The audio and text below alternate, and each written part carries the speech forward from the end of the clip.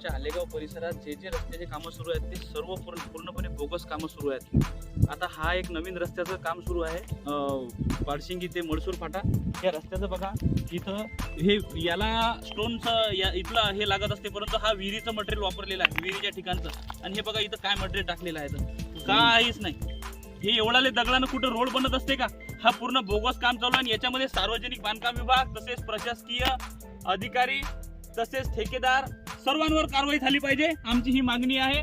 आणि कलेक्टर मॅडमने इथला दौरा करावा आणि याची राज्य शासनाने एक समिती नेमून या रस्त्यावर एक अहवाल बनवून तात्काळ या ठेकेदाराचं प्रमाणपत्र रद्द करावं आणि जे जे याच्यात सामील आहेत सर्वांवर कारवाई व्हावी, सर्व प्रशासकीय अधिकाऱ्यांनी सर्वांवर। पातूर तालुक्यात अवैध गौण खनिजाचा रस्ते कामात वापर, तहसीलदारांचे अभियंत्यांना मोजमापाचे पत्र।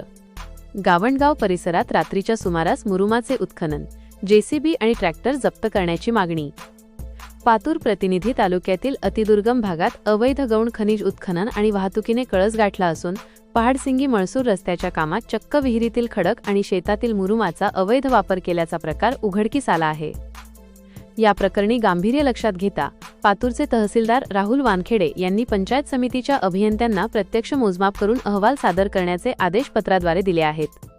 नेमका प्रकार काय? मिळालेल्या माहितीनुसार 1 ते 5 मार्च दरम्यान गावणगाव परिसरातील एका विहिरीतून निघालेला शेकडो ब्रास खडक आणि एका शेतातून जेसीबी मशीनद्वारे रात्रीच्या वेळी उत्खनन केलेला मुरुम पहाडसिंगी मळसूर रस्त्याच्या कामासाठी वापरण्यात आला। 8 ते 10 ट्रॅक्टरच्या सहाय्याने ही अवैध वाहतूक करण्यात आली। विशेष म्हणजे कारवाई होणार नाही अशी हमी देऊन शेतकऱ्याच्या शेतातून हे उत्खनन करण्यात आल्याची चर्चा आहे। मोजमापासाठी तांत्रिक अडचण। या अवैध उत्खननाबाबत तहसीलदार राहुल वानखेडे यांनी मंडळ अधिकारी व तलाठी यांच्याकडून पंचनामा अहवाल मागवला होता।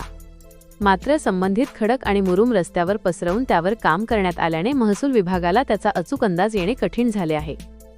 त्यामुळे किती ब्रास खनिजाचा वापर झाला हे शोधण्यासाठी तहसीलदारांनी आता पंचायत समितीच्या अभियंत्यांची मदत घेतली असून त्यांना मोजमापाचे पत्र बजावले आहे।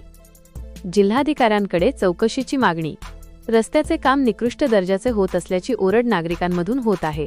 अवैध उत्खननासाठी वापरलेली जेसीबी मशीन आणि ट्रॅक्टर तातडीने जप्त करून दंड वसूल करावा अशी मागणी परिसरातून होत आहे। तसेच अकोला जिल्हाधिकाऱ्यांनी स्वतः या निकृष्ट रस्ते कामाची पाहणी करून संबंधितांवर कठोर कारवाई करावी अशी मागणीही जोर धरत आहे।